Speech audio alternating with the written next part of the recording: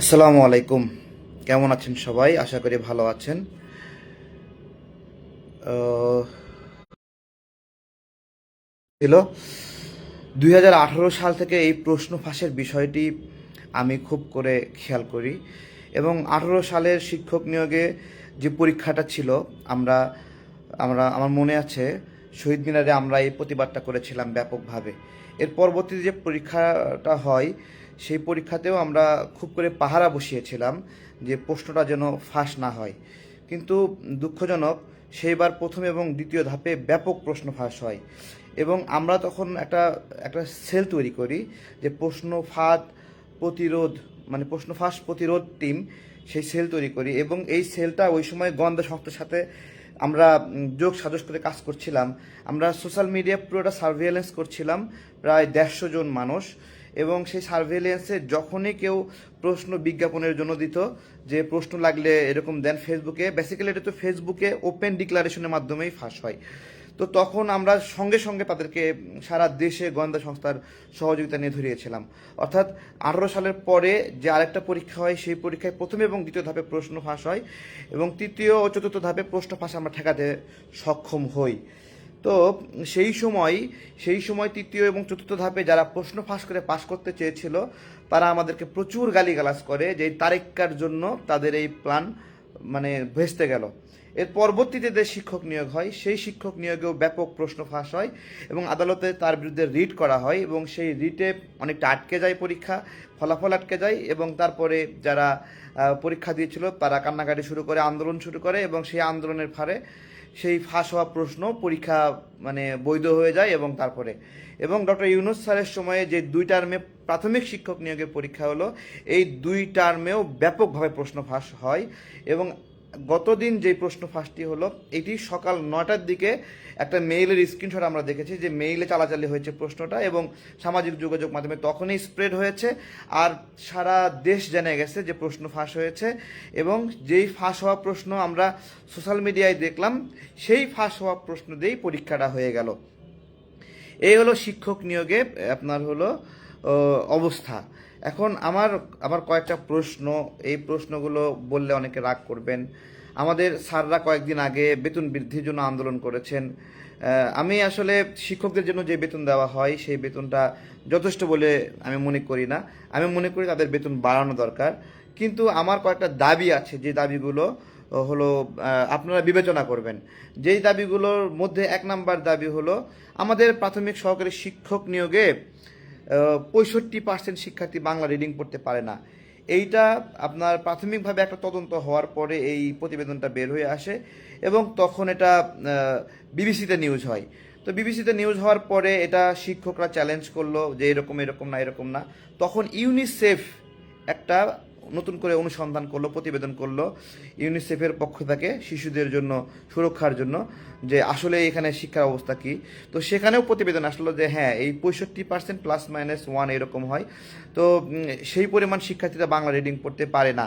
আমার প্রশ্ন হলো যে আমাদের স্যাররা আছেন, বেতন বৃদ্ধি করতে হবে, আমরা সমর্থন জানাই, এই অল্প বেতন দিয়ে চলে না, আসলেই চলে না অল্প বেতন দিয়ে। 20,000, 21,000, 22,000 টাকা দিয়ে এই সময়ে এসে বাসা ভাড়া দেবে না, খাবে না, সন্তানের চিকিৎসা করবে। এর মধ্যে বৃদ্ধ বাবা মা থাকলে তো অবস্থা আরও খারাপ, তাহলে তো জীবন পেরেশানি, এটাতে চলে না। কিন্তু আমার কথা হলো আমার স্যারদেরকে, আমাদের সন্তানরা 65% বাংলা রিডিং পড়ে না, এর দায় আপনাদেরকে কতটুকু নিতে হবে বলেন? এটা হলো একটা প্রশ্ন। দ্বিতীয় বিষয় হলো আমাদের শিক্ষকরা যারা এখানে শিক্ষকতা করছেন প্রাথমিক সহকারী শিক্ষক হিসেবে, তারা গ্রেড উত্তীর্ণ চান, খুবই ভালো কথা, কিন্তু আমার যে দাবি সে দাবিটা হলো আপনাদের কোনো সন্তানকে আপনারা আপনাদের স্কুল ছাড়া অন্য স্কুলে পড়াতে পারবেন না। অর্থাৎ আপনি যে স্কুলের শিক্ষক হিসেবে আছেন আপনাকে আপনার স্কুলেই আপনার সন্তানকে সেখানে পড়াতে হবে।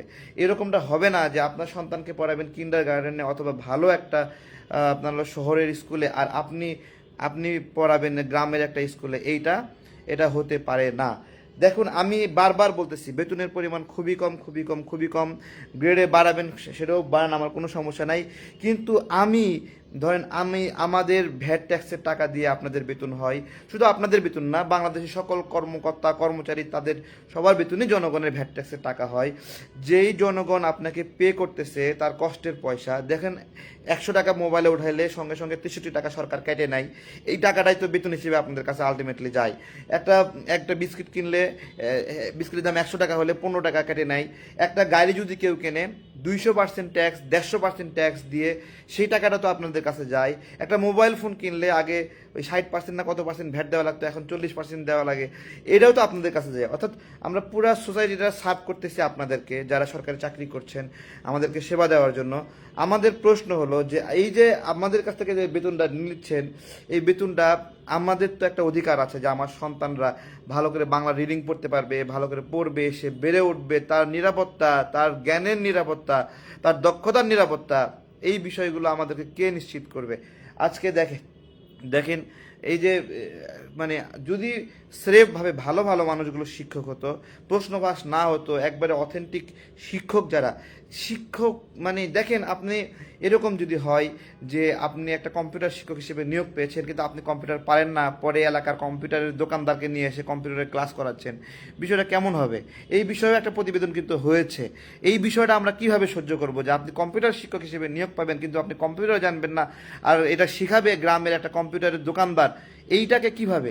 আমি আরেকটা উদাহরণ বলতেছি। আমি তখন কুমিল্লাতে ছিলাম, কুমিল্লা টিচার্স ট্রেনিং কলেজে, ওখানে কম্পিউটারে যারা প্রশিক্ষণ দিচ্ছিল, তো আমি একজন আপনার হলো আইটি ব্যবসায়ী হিসেবে ছিলাম। আমি সার্ভার মেনটেনেন্স, সিকিউরিটি সার্ভিলেন্স, তারপরে ডাটাবেস, এসপিএসএস অ্যানালাইসিস, তারপরে আমাদের নর্মাল যে অফিস ইকুইপমেন্ট যেগুলো আছে, অফিস ফাংশন যেগুলো আছে, MS Word, MS PowerPoint, MS Access, যা যা আছে ডাটাবেস, আমি সবগুলো কাজ অত্যন্ত সুচারুভাবে পারি। আমার খুব খারাপ লাগতো আমাকে ভাড়া করে নিয়ে যেতে কুমিল্লা টিচার্স ট্রেনিং কলেজে, সেখানে আমাকে দিয়ে এই সেশনগুলো করানো হতো।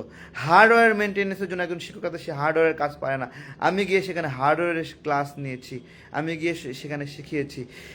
এটা যদি প্রশিক্ষকদের অবস্থা হয়, ঠিক আছে, তাহলে প্রশিক্ষকরা শিক্ষকদেরকে কি শিখাবে এবং শিক্ষকরা ছাত্রদেরকে কি শিখাবে? এই বিষয়গুলোর আবেদন আমরা কোথায় করব, কার কাছে যাব, আমরা কিভাবে এখান থেকে মুক্তি পাবো? এই যে গণহারে প্রশ্ন ফাঁস, ভাইরে ভাই, আপনি শিক্ষক হতে চান বাট আপনার সেই জ্ঞানটা নাই, আপনি এই শিক্ষকতা এটা কি কোনো ভাত খাওয়ার মানে রুটি রুজির কোনো একটা পেশা? যে এটা কমন অন্যান্য রুটি রুজির পেশা যেগুলো আছে সেগুলোর সাথে শিক্ষকতা পেশা এক জিনিস। আপনি একজন শিক্ষক হিসেবে নিয়োগ পাইছেন, আপনাকে পড়াতে বলছে, আপনি পড়াতে পারতেছেন না, আপনার চেয়ে অসহায় ব্যক্তি তো ওখানে আর কেউ হবে না ভাই। এই বিষয়টা আপনারা কিভাবে আপনারা বিবেচনা করবেন? যারা শিক্ষক হিসেবে নিয়োগ পাচ্ছেন তারা প্রশ্ন ফাঁস করে এখানে গিয়ে ঢুকবেন যে আমাদের সন্তানদেরকে কি পড়াবেন আপনারা? ভাই, আপনারা চাকরি প্রয়োজন, আপনার একটা জীবিকা প্রয়োজন, আমরা বুঝতেছি, এই অনুভূতি আমাদের আছে যে আমাদের সবারই একটা করে কর্মসংস্থান প্রয়োজন। কিন্তু আমার এলাকায় ধরেন একটা মেধাবী ছেলে আছে, সে ওই মেধাবী ছেলে আমাদের এলাকার শিক্ষক হিসেবে আমাদের সন্তানদেরকে পড়াবে, সেই মেধাবী ছেলেকে ল্যাংমাইরা প্রশ্নটা হাতে পাইয়া আপনি মেধাবী নয়, আপনি সেই স্কুলের শিক্ষক হয়ে যাচ্ছেন কিভাবে? ভাই, মেধা দিয়ে প্রতিযোগিতা করা সম্ভব? এখানে একজন প্রশ্ন পেয়ে 50-এ 50 তুলতেছে, 90-এ 90 তুলতেছে, 100-তে 100 তুলতেছে, আর একটা ছেলে লেখাপড়া করে সততার সাথে পড়াশোনা করে সে তার জায়গা থেকে একটা পরীক্ষা দিচ্ছে। ভাই, একটা পরীক্ষা দিয়ে অনেস্টলি একটা খুব আপনার মেধা যোগ্যতা সব কিছু দিয়ে একটা পরীক্ষা দিয়ে আপনার 70 পাওয়া এতটা সোজা কথা না, 80 পাওয়া এতটা সোজা কথা না। তাহলে যে ব্যক্তিটা 70 পাচ্ছে অনেক কষ্ট করে, অনেক সাধনা করে, সেই ব্যক্তির সঙ্গে প্রশ্ন পেয়ে 100-র মধ্যে 95 পেয়ে একজন মানুষের সাথে কিভাবে কম্পিট করবে? আমাদের আমাদের সমাজ কতটুকু নৈতিকভাবে নিচু হয়ে গেছে যে আমাদের শিক্ষক জায়গা যা পুরো জাতিকে গঠন করবে সেই জায়গাটাতে আমরা পাচ্ছি না। বেতন ভাই নিয়ে আমাদের কোনো কান্নাকাটি নাই, বেতন ভাই অনেক জায়গায় অনেক টাকা আমাদের চলে যায়, যার নামে চলে যাচ্ছে, পকেট থেকে বেরোলে নিচে গেলে দিনে 200-300 টাকা 2-4 জন মিলে নাস্তা খালে, চা খাইলে শেষ হয়ে যায় ভাই। এটা কোনো সমস্যা না আমাদের। আমরা আমাদের সন্তানদের ভবিষ্যৎটা চাই, আমাদের সন্তানদের গ্যারান্টি চাই। আমার সন্তান আজকে 2 বছর পার হয়ে 3 বছরে পড়তে যাচ্ছে, কয়েকদিন পরে সেই স্কুলে ভর্তি করার জন্য আমাকে বিবেচনা করতে হবে। আমি তো প্রাইভেট কোনো জায়গায় পড়াতে চাই না, আমি চাই আমার সন্তান একটা সরকারি স্কুলে পড়বে, আর সব সন্তানের সঙ্গে সে বেড়ে উঠবে, সে স্পেশাল কোনো কেয়ারিং পাবে না, সে প্রাকৃতিকভাবে বেড়ে উঠবে, আমার সন্তান প্রাকৃতিকভাবে বেড়ে উঠবে। আমি আমার সন্তানের গ্যারান্টিটা আমাকে কে দেবে? আপনারা বেতন নেন, যা নেন, কোনো জায়গায় আমাদের আপত্তি নাই, আমাদেরকে একটু গ্যারান্টি দেন। গ্যারান্টি দেন। আমরা আমরা নিতে পারতেছি না। আমাদের বুদ্ধির বয়সে আমরা 18 সাল থেকে অ্যাক্টিভিজম করি, লড়াই করি, এই সময়টা থেকে একটা বছর আমরা পেলাম না যেই বছরে শিক্ষক নিয়োগে প্রশ্ন ফাঁস হলো না। এই একটা জায়গায় একটু কঠোরতা করা যায় না, একটা জায়গায় একটু শক্ত করা যায় না?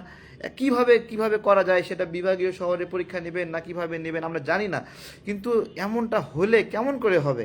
দরকার হলে আমি একটা কথা বলি, আপনারা আপনারা শিক্ষক নিয়োগের ক্ষেত্রে এই যে এমসিকিউ সিস্টেম এটা পুরোপুরি বাদ দেন। এটা কি একটা পরীক্ষা? শিক্ষক নিয়োগের মতো পরীক্ষা এমসিকিউ ছোটো করে টিক মারে লিখে লিখে ছোটো একটা প্রশ্ন উত্তর দিয়ে এরকম করে হয়? ওপেন বুক পরীক্ষা দিয়ে দেন। ওপেন বুক পরীক্ষা বোঝেন? সব বই নিয়ে গিয়ে সব ক্লাসরুমে বসবে, ওই বই দেখে দেখে লিখবে, লিখুক। তারপরেও আপনার হলো ওপেন কম্পিটিশন, মেধার এখানে যাচাই হোক, ওপেন বই, সবার কাছে বই দিয়ে দেন, বই দেখে দেখে লিখবে। 10টা বই নিয়ে যাবে, প্রশ্ন ইনস্ট্যান্ট আপনার হলো স্ক্রিনে ভেসে উঠবে, এরকম প্রত্যেকটা ক্লাসরুমে স্ক্রিন থাকবে, স্ক্রিনে প্রশ্ন ভেসে উঠবে ওখানে, এবং প্রশ্ন আগে দরকার হলে ফাঁস করে দেন। ঠিক আছে, যে এই সাজেশন দিয়ে দেন, এই দিয়ে দেন, তারপরে দেখে দেখে দেখে দেখে লিখুক। বই ঘাইটা ঘাটে যত ওই 3 ঘন্টা যা লিখতে পারে লিখবে, 2 ঘন্টা যা লিখতে পারে লিখবে। এর মধ্য দিয়ে ওই লিখা দেখে, ওই চর্চা দেখে আমরা ওখান থেকে খুঁজে পাবো যে কে আসলে মেধাবী, কে আসলে মেধাবী না।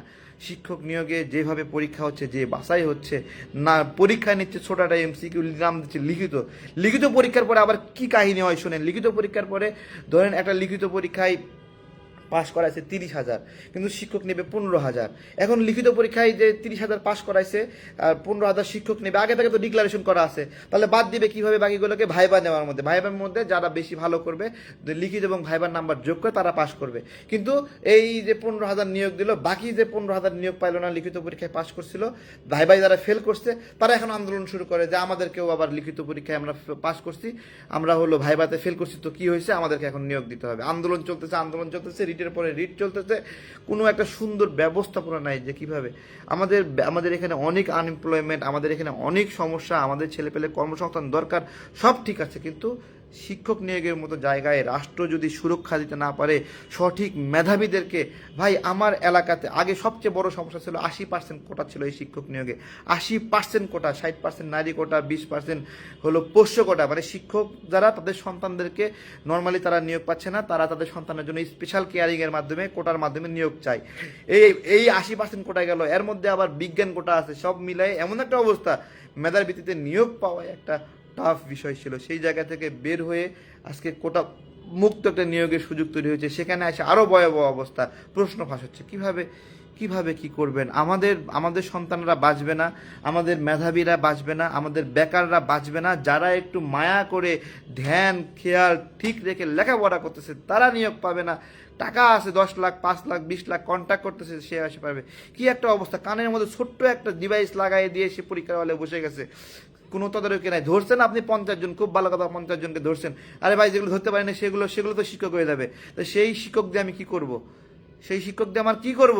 একটা প্রশ্ন পাস ডিক্লারেশন হচ্ছে 9টার দিকে, 3টার দিকে পরীক্ষা, সেই পরীক্ষা প্রশ্ন পাস হওয়ার পরেও সেই পরীক্ষা বাতিল হয় না, সেই পরীক্ষা বৈধভাবে চালায় নিচ্ছে। কি অবস্থা আমার কথা। প্রশ্ন ফাঁসের সঙ্গে যেই ছাত্ররা এখানে পরীক্ষা দিচ্ছে প্রশ্ন ফাঁস করে, তাদেরকে আপনি জরিমানা করতেছেন, জেল দিচ্ছেন, খুব ভালো কথা। আরে ভাই এটা তো কেউ না কেউ একটা ফাঁস করছে উপর জায়গা থেকে। কোনোদিন দেখলাম না তো কোনো অফিসারকে ঝুলাইতে দেখলাম না তো, কাউকে চাকরি থেকে বাদ দিতে দেখলাম না তো, তাকে তো জেলে দিতে দেখলাম না কোনো অফিসারকে। দেন না কেন? হয়েছে কোনো দিন? পিএসসির জন্য আবেদ আলীকে ধরছে, আবেদ আলীকে পিএসসির জন্য ধরছে। আরে ভাই আবেদ আলী তো একটা শূন্যপুটি, আবেদ আলীর বাপ আছে না? সব বাপেরই একটা করে বাপ আছে না? বাপ আছে না সব বাপের? কি সব বাপেরই বাপ আছে নাকি সব বাপই একসময় শিশু ছিল, শিশুর কোনো বাপ লাগে না, এমনি এমনি হয়ে গেছে সে? তো এই পিএসসির আবেদ আলী, তার বাপ আছে না? সেই বাপরে কে ধরবে? সেই বাপরে কোনো প্রশ্ন করা হয়েছে? পিএসসির অফিসারদেরকে সাংবাদিকরা প্রশ্ন করতে গেলে সেখানে ঢুকতে দেয় না, সেখানে আটকায় দেয়, সেখানে কোনো জবাব দিতে নাই। সব মানে পিএসসিরা হয়ে গেছে হলো দেবতার একটা মসনদ, দেবতার মসনদ। এটাকে জিজ্ঞাসা করা যায় না, এটাকে প্রশ্ন করা যায় না। এবং প্রিলিমিনারি নাম্বার প্রকাশ করে না। প্রিলিমিনারি নাম্বার কেন প্রকাশ করে না? বলে তাদের নীতি বহির্ভূত। আরে ভাই চরম এক নীতি নিয়েছো তোমরা। যে প্রিলিমিনারি প্রশ্ন, লিখিত পরীক্ষার নাম্বারপত্র প্রশ্ন করবে না কেন? এটা নীতি বহির্ভূত। কিসের নীতি? চুরির নীতি ধরা খাবে, সেই জন্য প্রিলি নাম্বার প্রকাশ করা হয় না। প্রিলি নাম্বার প্রকাশ করো না কেন? প্রিলি নাম্বার প্রকাশ করলে ছাত্ররা চ্যালেঞ্জ করবে যে সে বেশি পাইছে, সেই জন্য ধরে সিস্টেম একটা বানায় ফেলছে, চুরির সিস্টেম। বাদ দেওয়ার কোনো উপায় নেই, কোনো জায়গায় বলে কোনো কাজ হচ্ছে না, আন্দোলন করে কাজ হচ্ছে না, সংগ্রাম করে কাজ হচ্ছে না, চলতেছে এরকম ভাবে। আমাদের ভাইয়েরা কষ্ট পাচ্ছে, বেকারেরা কষ্ট পাচ্ছে, কোনো সুরাহা নাই।